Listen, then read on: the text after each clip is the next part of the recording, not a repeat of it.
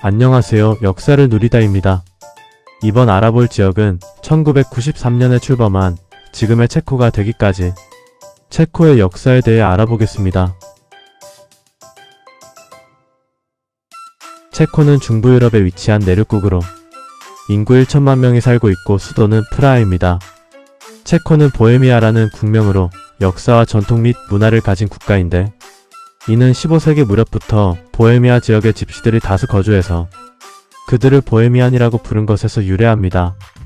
체코는 체코 부족을 뜻하는 고대 체코 체오베를 어원으로 하는데 이는 가족이라는 뜻입니다. 체코에는 스톱 모션 애니메이션으로 제작된 애니메이션이 많은데 특히 1976년 작품 페트와 매트가 유명합니다. 체코 일대는 로마 제국의 진출 한계선에 속한 지역이었는데 특히 이 세기에는 마르코만니의 영역이었습니다. 166년에서 180년 로마 제국 16대 황제 마르쿠스 아우렐리우스는 마르코만니 전쟁을 치르며 체코 일대로 진출했습니다. 그러나 180년 아우렐리우스 사후 17대 황제 콤모두스는 영역 확장 계획을 접었고 이 지역은 로마 제국의 통치 영역에는 속하지는 않았습니다. 이후 5에서 6세기경 슬라브족들이 체코 지역에 정착한 이후로 부족국가를 이루며 살았고 830년경 대모라비아 왕국이 등장하며 체코 동부와 폴란드 남부, 슬로바키아 서부 일대를 지배했습니다. 906년 광대한 영토를 보유했던 대모라비아 왕국은 마자르족의 침공으로 멸망했고 이후 서쪽의 보헤미아 분지를 중심으로 보헤미아 공국이 성립해 체코 일대를 지배했습니다. 신성로마 제국의 견제에도 불구하고 1198년 보헤미아 36대 공작 오타카르 1세 제위기에 신성로마 제국 황제 후보들이 귀족들의 지지를 받기 위해 왕의 칭호를 하사하며 보헤미아 왕국이 되었습니다. 이 무렵 3대왕 오타카르 2세는 현 오스트리아 일대에 있는 오스트리아 공국 슈타이어마르크 공국까지 흡수하여 신성로마 제국에서 가장 강력한 제후로 급부상했습니다. 그러나 독일 왕위를 두고 합스부르크 가문의 루돌프 1세와의 전투에서 루돌프 1세에게 패배하며 오스트리아와 슈타이어마르크 공국은 합스부르크 가문에 넘어갔습니다. 또한 독일어권 민족들이 당시 인구가 희박한 동유럽으로 이주해 가던 동방식민운동을 계기로 많은 독일인이 현 체코 땅에 정착했습니다. 이후 보헤미아 왕국 9대 왕이자 신성로마 제국 27대 황제가 된 카를 4세는 금인칙서를 반포하고 보헤미아 국왕을 제국의 황제를 선출할 권한을 가질 선제후로 선언하여 보헤미아 왕국의 독자적 지위를 더욱 공고화하고 체코 학문 부흥을 지원하는 한편 1348년에는 프라하의 프라하 대학교를 설립했습니다. 또한 잉글랜드 왕국의 종교개혁가 존 위클리프의 영향을 받은 얀 후스는 신성로마 제국의 마르틴 루터보다 한 세기 앞서 보헤미아 왕국 내에서 프로테스탄트 개혁에 착수했습니다. 1415년 가톨릭이 콘스탄츠 공의회에서 그를 처형한 것을 계기로 체코인들이 봉기하였고 체코 귀족들은 얀 후스의 처형을 전후로 보헤미아 왕국 10대 왕 바칠라프 4세와 콘스탄츠 공의회에 우리 민족과 보헤미아 땅의 치욕이라고 항의했습니다. 프라하 대학교의 체코인 교수들 역시 독일인이 후스를 처형했다면서 다른 체코인에게 봉기에 참여할 것을 호소하기 시작합니다. 이렇게 1419년에서 34년에 발발한 후스 전쟁 동안 얀 지슈카 장군 등 명장의 지위에 힘입어 체코인은 신성로마 제국군의 침략을 격퇴했습니다. 그러나 바칠라프 4세를 감금하고 보헤미아 왕국 11대 왕이자 신성로마 제국 28대 황제로 즉위한 지기스문트에 의해 봉기는 진압됐지만 체코의 독립성과 자치제도, 체코어 사용 권리 등을 보장받는 결과를 이끌어냈습니다. 이후 16세기에 들어서 희대의 영토 승계가 이루어지는데 1526년 오스만 제국이 헝가리 왕국을 침공하자 이를 막기 위해 친정을 떠난 보헤미아 왕국 17대 왕 러요시 2세는 모하츠 전투에서 패배에 전사했고 러요시 2세의 매형이 자처남인 오스트리아 대공국 8대 대공 페르디난트 1세는 보헤미아 왕국 귀족들의 지지를 받아 보헤미아 왕국 18대 왕으로 선출되었습니다. 이때부터 체코는 1918년 독립할 때까지 400년 가까이 합스부르크 가문의 지배를 받았습니다. 보헤미아 왕국은 합스부르크 치하에서 경제력이 가장 발달한 곳이었고 합스부르크 가문의 본토인 오스트리아 대공국보다도 훨씬 부유했지만 그렇기 때문에 합스부르크 가문의 지배에 반감이 컸습니다.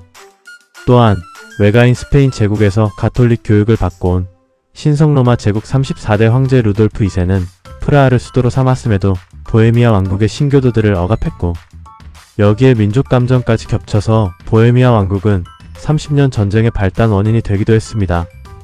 30년 전쟁을 끝낸 1648년 즈음에 이르러 체코인 인구는 전쟁 전 대비 3분의 1도 안 되는 수준으로 감소했습니다.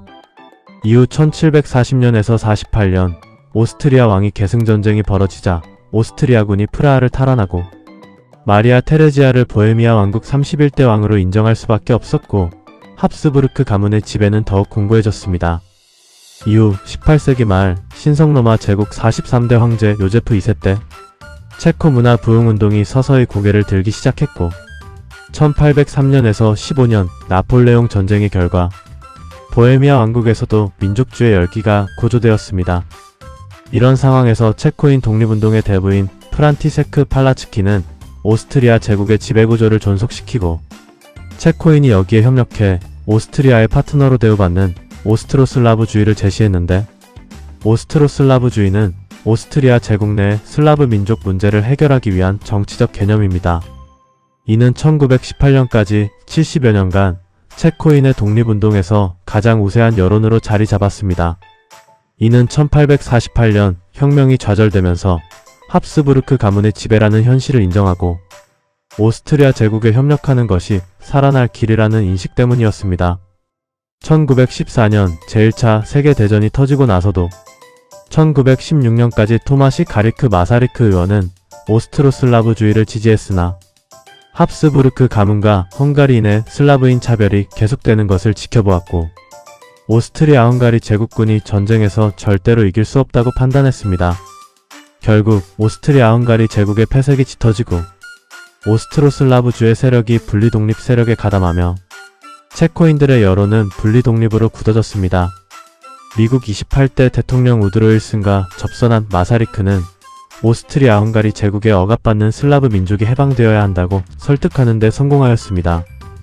전후에 생제르맹 조약으로 오스트리아 헝가리 제국은 해체되고, 체코인은 서슬라브족인 슬로바키아인과 연합하여 체코슬로바키아가 되었습니다. 이 당시 체코슬로바키아 군단 중 러시아 공화국에 주둔하던 일부가 체코슬로바키아가 독립한 것을 듣고 귀국하려 하지만, 당시 블라디미르 레닌이 이끄는 급진적 좌익계파인 볼셰비키에 막혀 육로로 가지 못하고 있었습니다. 이 때문에 이들은 블라디보스토크에서 배를 타고 프랑스를 통해 체코슬로바키아로 가기로 하고, 더 이상 필요 없어진 이들의 일부 무기들을 김자진 장군의 북로군정서에 주고왔고, 1920년 이 무기를 갖고 북로군정서군은 봉오동 전투와 청산리 전투를 수행했습니다.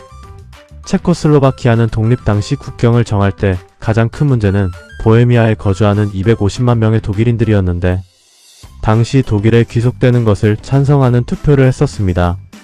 그러나 체코인은 보헤미아 왕갈령이 단일체를 구성한다는 주장과 함께 독일인의 의사를 무시하였고, 이 시절 프라하는 동유럽의 파리라 불릴 정도로 번영했습니다.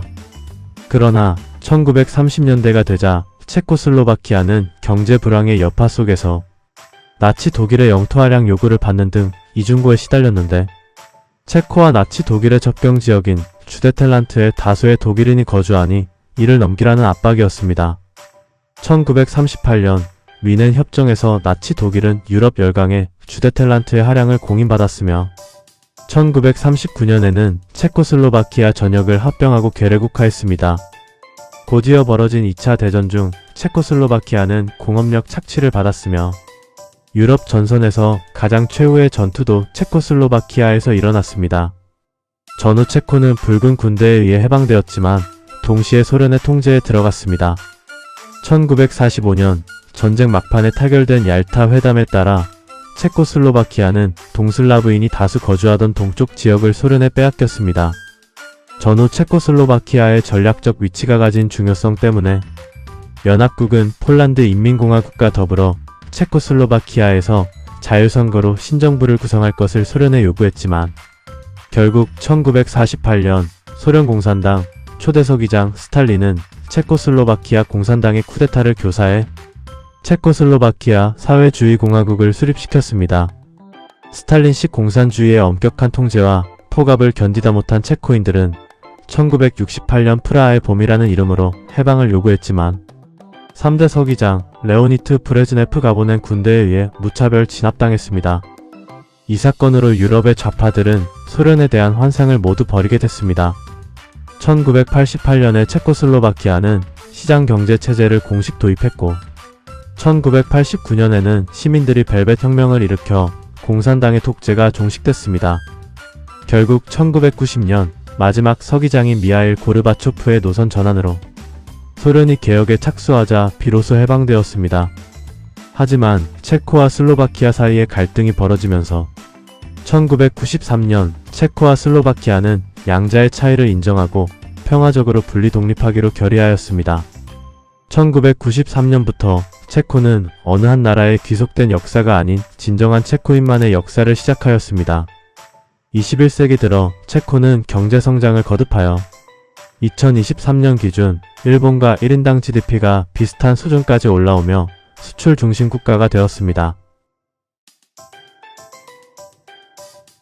체코 기업으로는 맥주 양조 기업 필스너 우르켈, 상용차 제조 기업 타트라, 맥주 양조 기업 벨크포포비츠키 코젤, 자동차 제조 기업 스코다가 있고 체코 인물로는 화가 알폰스 무아, 영화 뻐꾸기 둥지 위로 날아간 새 아마데우스를 감독한 밀로스 포먼, 축구선수 겸 하키선수 페트르 체흐가 있습니다. 이번 영상은 1993년에 출범한 지금의 체코가 되기까지 체코 편을 살펴봤습니다. 시청해주셔서 감사드리며 구독과 좋아요 감사합니다.